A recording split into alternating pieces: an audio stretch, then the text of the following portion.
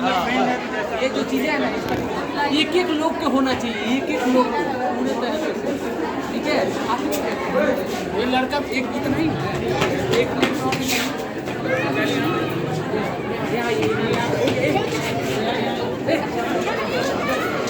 इधर आ जाओ सनी भाई, इधर आ जाओ। आकाश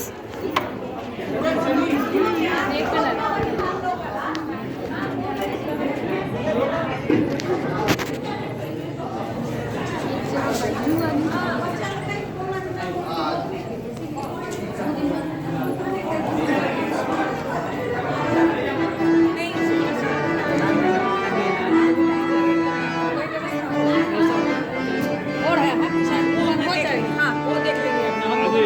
हॉल में आए थे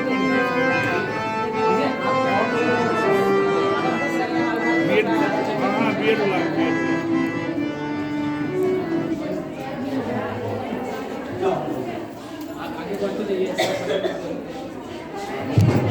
सभी प्रसिद्ध जो लोग प्रसाद ग्रहण कर चुके हैं वे सभी आकर के हॉल में ही बैठ जाएंगे।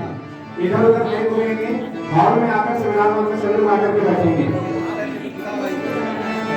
इधर उधर सभी प्रसिद्ध जो भी घूम रहे हैं सभी लोग सेमिनार हॉल में आकर सेमिनार हॉल में ही बैठेंगे जहाँ खासकर किया जाता है।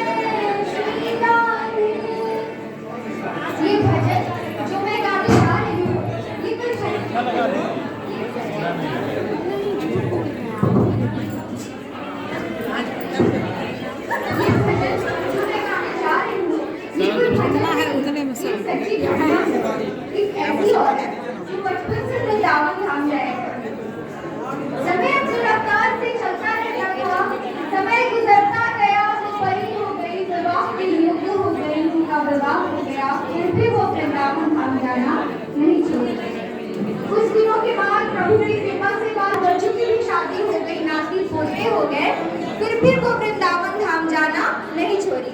लेकिन कहते हैं ना कि बुढ़ापा एक ऐसा कड़वा सच है जिसे हर व्यक्ति को स्वीकार करना पड़ता है।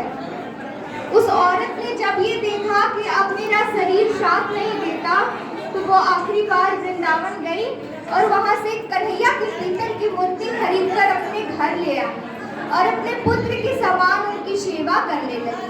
तो उस औरत के जीवन में वो कौन सी घटना हुई, मैं आपको इस भजन के माध्यम से सुनाती हूँ। भगत के वश में है भगवान, भगत के वश में है भगवान, भक्त बिना ये कुछ भी नहीं है, भक्त बिना ये कुछ भी नहीं है, भक्त है निकी जान, भगत के वश में है भगवान, भगत के वश में है भगवान। भगत मुरली वाले की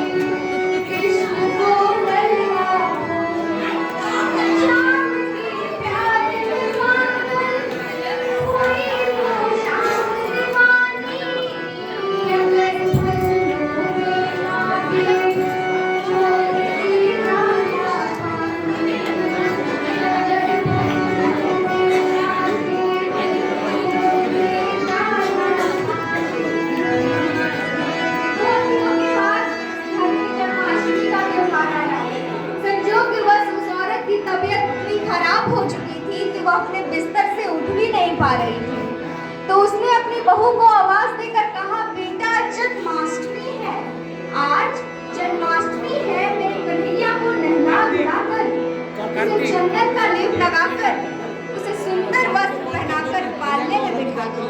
बहू जो कि जरूरी काम कर रही थी कंप्यूटर पर, उसने कहा, माँ अभी थोड़ा वक्त लगेगा, जब 2-3 घंटों में मेरा काम खत्म हो जाएगा तब आपका जो काम है वो होगा। तो उस औरत ने कहा, भाई मेरे घर में हमेशा से सबसे पहला काम मेरे कन्हैया का, मेरे लल्ला का होता हुआ आया है, और आज भी सबसे पहला काम मेरे कन्हैया का ही होगा। बहू को थोड़ा गुस्सा आ गया, उसने गुस्से में आकर झुंझलाकर झटके से कन्हैया की मूर्ति को हाथ में उठाया और मूर्ति हाथ से गिर गई। और जैसे ही जमीन पर मूर्ति गिरी, उस औरत के दिल से आवाज आई, वो लल्ला लल्ला पुकारे, मार क्या जुल्म हुआ रे, बुढ़ापा बिगड़ गया जी, लाल मेरा कैसे गिरा रे, बुढ़ापा बिगड़ गया जी, लाल मेरा कैसे गिरा रे। जाओ डॉक्टर को लाओ, लाल का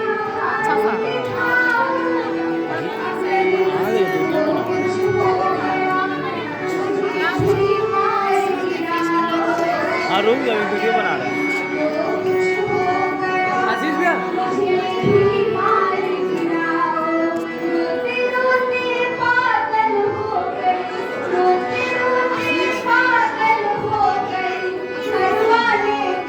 आशीष भैया, आशीष भैया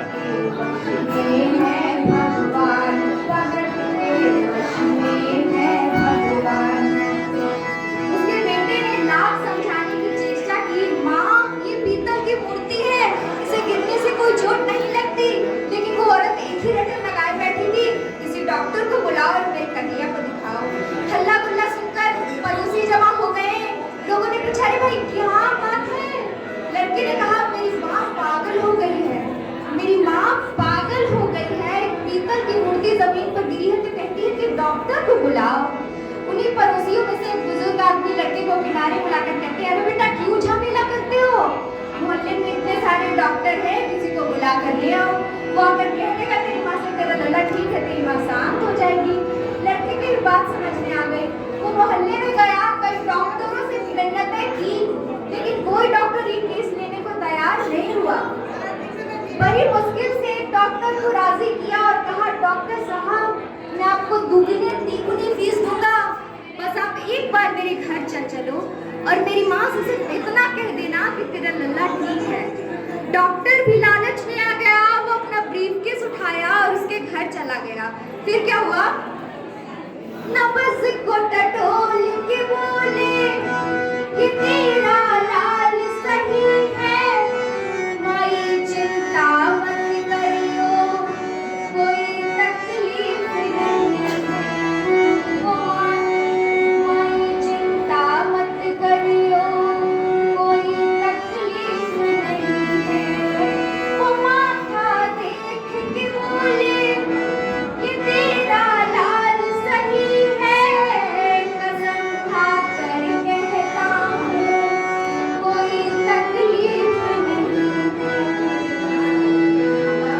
फिर उस औरत को तसल्ली नहीं हुई और उसने कहा, अरे डॉक्टर ये तू कैसा चेकअप कर रहा है, अपना ब्रीफकेस खोल और उसमें से अपना मशीन निकाल, जो कान पे लगा के सीने पे लगा के देखते हैं ना, उससे मेरे कन्हैया का जांच कर।